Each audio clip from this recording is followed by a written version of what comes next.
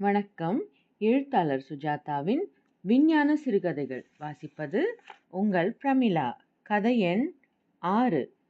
Mister Munsamy 1.2.1.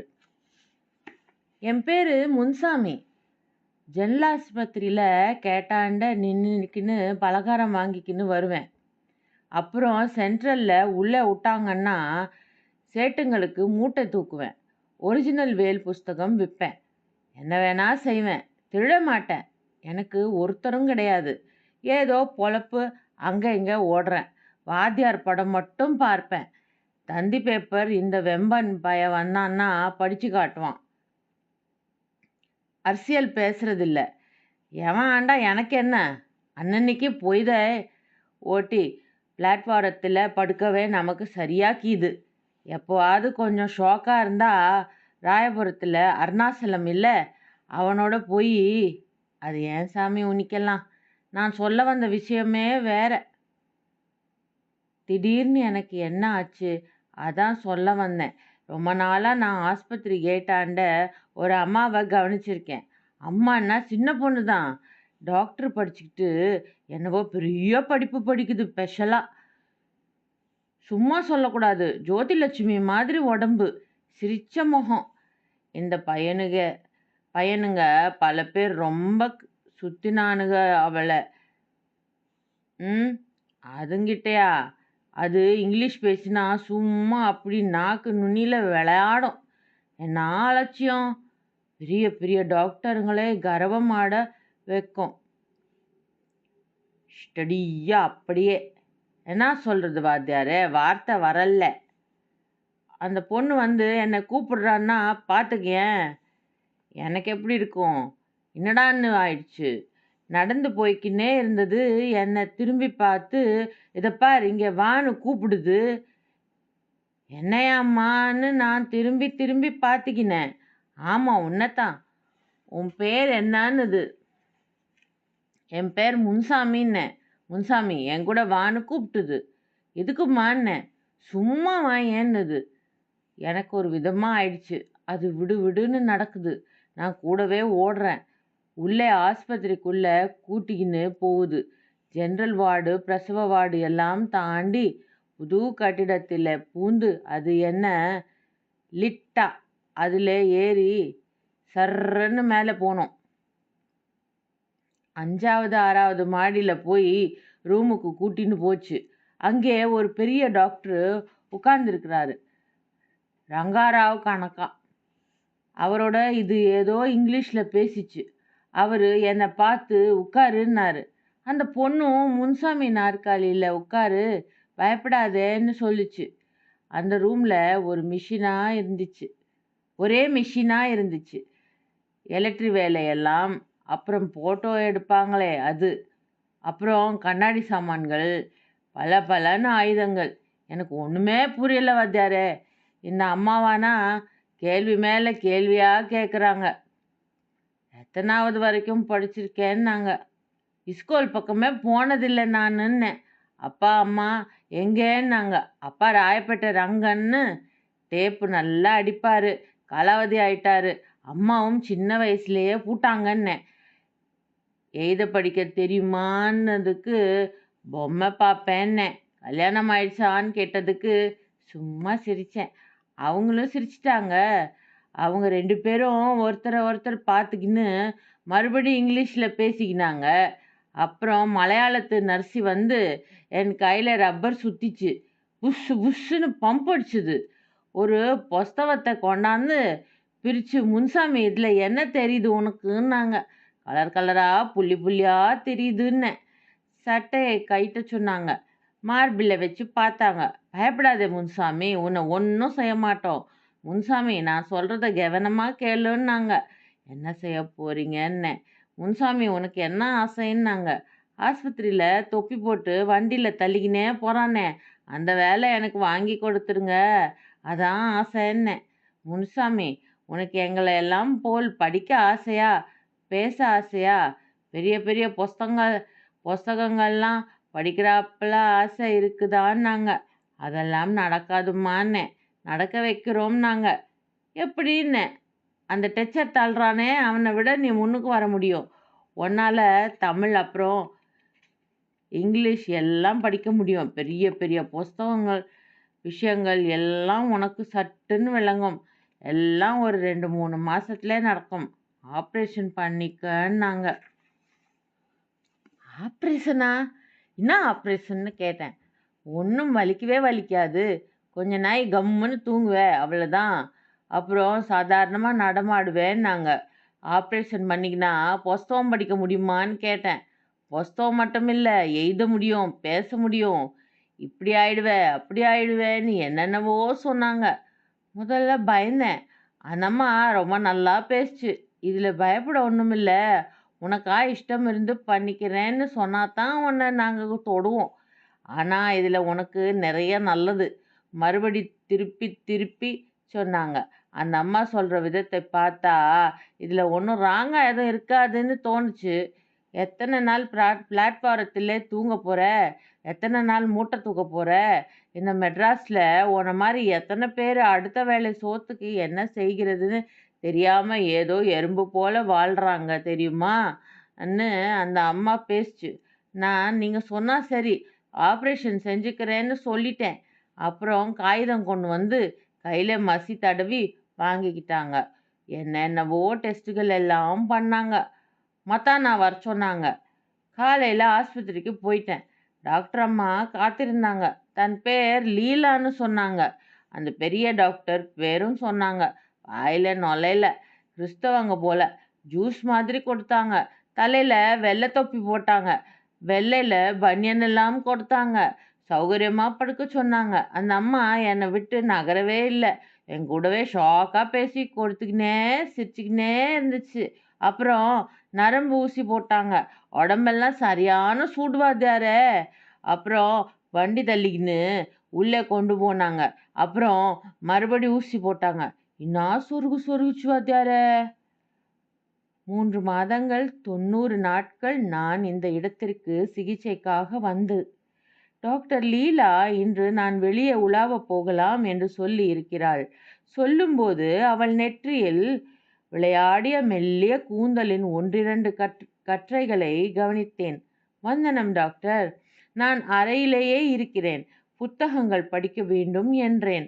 புத்தகங்கள் போதாதா mister Munsamy என்றார். இன்னும் வேண்டும், இன்னும் வேண்டும் என்றேன். மறுபடி அந்த புன்முறுவல். பற்கள் தெரியாமல் உதட்டோரத்தில் மட்டும் மெல்ல மலரும் மிக மெல்லிய புன்முறுவல். என் அருகே எத்தனை புத்தகங்கள் படித்துவிட்டேன். என் தூக்கத்தில் என் தலைமாட்டில் டேப் ரெக்கார்டர். அதை மறுபடி செயல்படுத்தினேன். அது மெலிதாக முணுமுணுத்தது. உறவு, பந்தம், பாசம், அன்பு, பரிவு, ஆசை, நேசம், நட்பு, காதல் அணைத்தேன். எத்தனை வார்த்தைகள்! 2 மனித மனங்களின் ஈடுபாட்டை காட்ட அந்த கடைசி வார்த்தை காதல். டாக்டர் லீலா மறுபடி உள்ளே வந்தாள். டாக்டர், இன்று உங்களுக்கு ஒரு பரிசு அளிக்கப் போகிறேன் என்றேன். அப்படியா என்றாள். மாத்திரை சீசாவை பார்த்தாள். 8 மணி மாத்திரை இன்னும் சாப்பிடவில்லை நீங்கள் என்றாள். டாக்டர், 8 மணி மாத்திரையை சற்று மறந்திருக்கலாம். காதல் என்ற வார்த்தைக்கு என்ன அர்த்தம் என்று சொல்லுங்களேன். நீங்கள் தான் சொல்லுங்களேன். டாக்டர், நான் எப்படி மாறிவிட்டேன்? சாக்கடையில் இருந்தவனை கதவு திறந்து வண்ணங்கள் நிறைந்த பூங்காவிலே உலவ விட்டிருக்கிறீர்கள். அதுவும் தகுதியுடன் உலவ விட்டிருக்கிறீர்கள். இது என்ன மாயம்?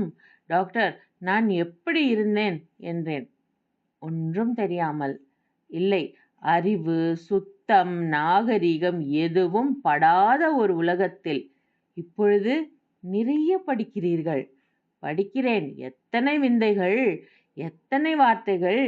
இரவு பகலாக விஞ்ஞானத்தை வளைத்து எனக்கு புகட்டி என் சிந்தனைக்கு வடிவம் கொடுத்து அதிவேகத்தில் அத்தனை வார்த்தைகளை கிரகிக்க வைத்து பேச்சு, நடை, இலக்கணம், வாக்கிய அமைப்பு, சொல்லும் விதம், அறிவு எல்லாம் இந்த சிறிய காலத்தில் இத்தனை சீக்கிரம் இத்தனை வேகத்தில் என்னில் ஏற்றி எனக்கு புதிய பிறவி அளித்த உங்களுக்கு நான் ஒரு பரிசளிக்க வேண்டும். மிஸ்டர் முனுசாமி, இந்த பரிசோதனை இன்னும் முடிவு பெறவில்லை. இனி என்ன டாக்டர்? எனக்கு வழி அமைத்து கொடுத்து விட்டீர்கள். அந்த வழி செல்லும் திக்கையும் காட்டிவிட்டீர்கள். இனி என்ன? இனிமேல்தான் இனிமேல்தான் என்றாள் டாக்டர் லீலா. கண்ணாடி ஜன்னல்களின் ஊடே திரையாட அவள் மேல் வெளிச்சம் விதவிதமாக படும்போது சொல்லிவிடலாமா என்று யோசித்தேன். இந்த பெண் புரிந்த விந்தை நான். இவள் செய்த புதிய சகாப்தம் நான். இவள் இல்லையேல் இந்த புதிய நான் இல்லை. இன்னமும் எத்தனை பரிவு, எத்தனை ஆதங்கம் என் மேல். அதிகம் படிக்காதீர்கள். வெளிச்சம் பின்பக்கத்திலிருந்து வரவேண்டும். இரத்த அழுத்தத்தை அவ்வப்போது கவனிக்க வேண்டும். நீங்கள் ஒரு விலை உயர்ந்த நகை போல எங்களுக்கு. டாக்டர் என்றேன். சொல்லுங்கள், இதை படியுங்கள் என்றேன். புத்தகத்தை பிரித்தாள்.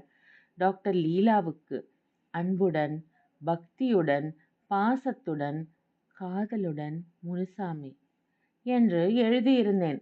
கடைசி வார்த்தையில் சற்று நேரம் அவள் கண்கள் தயங்கின. என்னை நிமிர்ந்து பார்த்தாள்.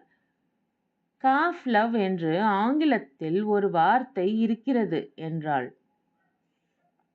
டாக்டர், என்னுள் ஜுரம் இருக்கிறது. ஆபரேஷனுக்கு பிறகு என் ஞாபக சக்தி சாதாரண சக்தியை விட 15-16 மடங்கு செயல்படுகிறது. என்னில் தன்னம்பிக்கை ஊறுகிறது. எனக்கு காட்டப்பட்ட புதிய அறிவுலகத்தில் வெற்றி பெற எனக்கு எல்லா தகுதிகளும் ஏற்பட்டுவிட்டன. ஒரு நிமிஷம் அந்த புத்தகத்தை கொடுங்கள் என்னிடம். ஏதாவது பக்கத்தை காட்டுங்கள். ஒரு தடவை படிக்கிறேன், மூடுகிறேன், உடனே ஒப்புக்கிறேன். என் பேச்சு செப்பனிடப்பட்டு விட்டது. எனக்கு நாகரிகம் ஏற்பட்டு விட்டது. இதற்கெல்லாம் ஒரே காரணம் நீங்களும் டாக்டர் பெர்னாண்டஸும். முக்கியமாக நீங்கள். உங்கள் இனிய குரல், இனிய பேச்சு, பாவனைகள் என்மேல் எப்பொழுதும் விரவி நிற்கிறீர்கள். என் மனத்தில், என் இரத்த ஓட்டத்தில். டாக்டர், நான் உங்கள் அடிமை. உங்களை உங்களை உங்களை நான் காதலிக்கிறேன். ஓஹோ என்றாள் டாக்டர். ஓ எஸ் என்றேன். ஏன் டாக்டர், நான் அழகாக இல்லையா? அப்படி இல்லை முனுசாமி. உங்களுக்கும் எனக்கும் சென்ற மாதங்களில் ஏற்பட்ட உறவு ஒரு தனிப்பட்ட டாக்டர் பேஷண்ட் உறவு. உங்களை வெறும் பேஷண்ட் என்று சொல்ல முடியாது. எங்கள் ஆராய்ச்சிக்கு உதவிய ஒரு முக்கியமான பேஷண்ட். இருந்தும் உங்களுடன் நான் பழகியது, பேசியது, போதித்தது எல்லாம் மனத்தத்துவ ரீதியில் ஒரு சோதனை செய்வதற்காக. காதல் மனத்தத்துவ ரீதியில் ஒரு சோதனை இல்லையா டாக்டர்? நான் உங்களுக்கு தகுதி இல்லாதவனாக நீங்கள் எண்ணலாம். சேச்சே, அப்படி இல்லை. இன்றைக்கு உங்களுக்கு தெரிந்திருப்பதில் எனக்கு பாதிதான் தெரியும். என்னை நீங்கள் ஏற்றுக்கொள்வீர்களா? உங்கள் வேலைக்காரனாகவாவது? தன்னம்பிக்கை இல்லாமல் பேசாதீர்கள். தன்னம்பிக்கை இருப்பதால் நேராக அப்பட்டமாக உங்களை கேட்கிறேன். என்னை மனம் செய்து கொள்வீர்களா? இப்பொழுதே பதில் வேண்டுமா? சற்று யோசிக்க வேண்டாமா? யோசித்து சொல்லுங்கள். என் தகுதிகள் என்ன என்பது உங்களுக்கு தெரியும்.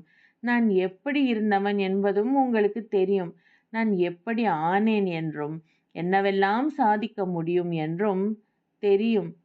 எல்லாவற்றையும் யோசித்து நாளை பதில் சொல்கிறேனே. அது என்ன புத்தகம்? சிலப்பதிகாரம். அடே அப்பா, நீங்கள் ரொம்ப ஃபாஸ்ட். குட் நைட் என்று மறுபடி அந்த விசேஷ புன்னகை செய்துவிட்டு சென்றாள். அவள் போன பின் அந்த புன்னகையை என் கட்டிலுக்கு எதிரே வைக்கப்பட்டிருந்த மலர்களில் மறுபடி பார்த்தேன். நாளை காலை நாளை காலை பாடினேன். மாசில் வீணையும். 2 மணி நேரத்தில் நான் சற்றும் எதிர்பாராத விதத்தில் டாக்டர் லீலா மறுபடி வந்தாள். மிஸ்டர் முனுசாமி, நான் உங்களுடன் பேச வேண்டும் என்றாள். சொல்லுங்கள் டாக்டர். நீங்கள் சற்று முன் என்னிடம் கேட்டதை டாக்டர் பெர்னாண்டஸிடம் சொன்னேன். அவர் உடனே உங்களிடம் விஷயத்தை சொல்லிவிடுவதுதான் உசிதம் என்று அபிப்பிராயப்பட்டார். எனக்கும் அப்படியே தோன்றுகிறது. உட்காருங்கள். என்ன விஷயம் சொல்லுங்கள். அவள் ஒரு ஸ்டூலை என் அருகில் இழுத்து போட்டுக்கொண்டு உட்கார்ந்தாள். தன் நகத்தை பார்த்து கொண்டே பேசினாள். முனுசாமி, நாங்கள் உங்களுக்கு இந்த ஆபரேஷன் செய்த பின்னணியை சொல்லிவிடுகிறேன் முதலில். தயங்கினாள். மறுபடி பேசினாள். சமீபத்தில் அமெரிக்காவில் டேனியல் கீஸ் என்பவர் இந்த ஆபரேஷனை ஒரு வெள்ளெலிக்கும் ஒரு மனிதனுக்கும் செய்தார். செய்து ஆச்சரியப்படத்தக்க முடிவுகளை வெளியிட்டார். கார்டன் என்கிற அந்த மனிதன் உங்களைப் போல எழுத படிக்க தெரியாத பாமரராக மிக குறைந்த அறிவு மட்டத்தில் இருந்தவன். ஆபரேஷனுக்கு பிறகு மிக சில தினங்களில் அவன் அறிவு சிக்கலான கணக்குகளையும் சிக்கலான புத்தகங்களையும் படித்து புரிந்து கொள்ளும் அளவுக்கு விருத்தியாகிவிட்டது என்று ஆபரேஷனின் முழு விபரங்களும் கொடுத்திருந்தார். அந்த சிகிச்சையை நாமும் செய்து பார்த்தால் என்ன என்று எனக்கும் டாக்டர் பெர்னாண்டஸுக்கும் தோன்றியது. உங்களை தேர்ந்தெடுத்தோம். அது என் அதிர்ஷ்டம் டாக்டர். ஆபரேஷனை வெற்றிகரமாக செய்துவிட்டீர்களே. சிலப்பதிகாரம் படிக்கிறேனே, உங்களை நாகரிகமாக காதலிக்கிறேனே. ஆம் முனுசாமி, ஆனால் இந்த ஆபரேஷனில் ஒரு சிக்கல் இருக்கிறதாக ஸ்ட்ராஸ் என்று ஒரு டாக்டர் அறிவித்திருக்கிறார். சிக்கலா? அது என்ன? நான் சமாளிக்கிறேன் டாக்டர். என்னால் அது முடியும். முடியாது மிஸ்டர் முனுசாமி. கவனமாக கேளுங்கள். அதிர்ச்சியை தாங்கிக் கொள்வீர்கள் என்று எனக்கு நம்பிக்கை இருக்கிறது. அதனால்தான் உங்களிடம் இதை சொல்கிறேன். சற்று தயங்கிவிட்டு டாக்டர் லீலா தெளிவாக என்னிடம் சொன்னாள். முனுசாமி, எத்தனை வேகமாக நீங்கள் இந்த அறிவை பெற்றீர்களோ, எத்தனை விரைவில் நீங்கள் எல்லாவற்றையும் கற்றுக்கொண்டீர்களோ, அத்தனை விரைவில், ஏன் அதைவிட விரைவில் எல்லாவற்றையும் ஒன்று விடாமல் மறந்து விடுவீர்கள். அதுதான் இந்த ஆபரேஷனில் சிக்கல். டாக்டர்! ஆம், இதில் ஒரு மூர்க்கத்தனமான நியாயம் இருக்கிறது. அறிவு எளிதில் வந்துவிட்டது. விஞ்ஞானத்தை வைத்துக்கொண்டு அறிவு பெறும் முறையை சுருக்கினால் அதற்கு ஒரு நஷ்ட ஈடு இது. எல்லாவற்றையும் அதே வேகத்தில் மறந்து போய்விடுவீர்கள். சீக்கிரமே சீக்கிரமே. அந்த அறை சற்றென்று இருண்டது எனக்கு. என்னடா முன்சாமி, கொஞ்ச நாளா காணோம், திருத்தணிக்கு காவடி எடுத்தியா? பின்னாலே சத்தம் கேட்டது. திரும்பினா இந்த வேம்பம்பய. அதை ஏன் கேட்குற வேம்பா? கொஞ்ச நாளா என்ன ஆச்சுன்னே தெரியல. சரியாவே ஞாபகம் இல்லை. யாரை பார்த்தாலும் எங்கேயோ பார்த்த மாதிரி தோணுது. அதோ அந்த பொண்ணு போகுது பாரு, அதை கூட எங்கேயோ பார்த்துருக்கிறேன் வாத்தியாரே. என்னவோ போ, ஒன்றும் சரியாவே இல்லை. பேப்பர் வச்சிருக்கியா? படிச்சு காட்டு. என்ன ஆச்சு Ceylon Laila case? Flowers for Algernon பாதிப்பில் எழுதிய கதை 1969. மீண்டும் அடுத்த கதையில் சந்திக்கும் வரை உங்களிடமிருந்து விடைபெறுவது உங்கள் பிரமிளா. வணக்கம்.